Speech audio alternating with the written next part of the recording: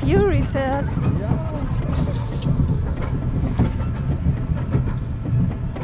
Ich würde sagen, First Ride of the Day. First Ride of the Day. Oh, Ohne eine Day. schöne Airtime habe ich hier mit meinem Bügel.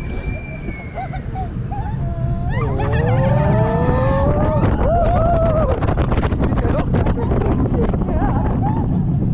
Da fährt die also so schnell.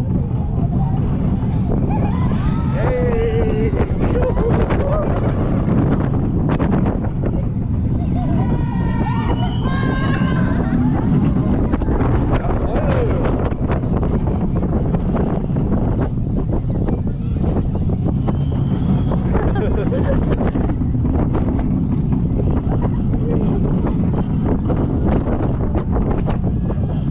Busch! Der zweite Zug fährt einfach leer, oder was?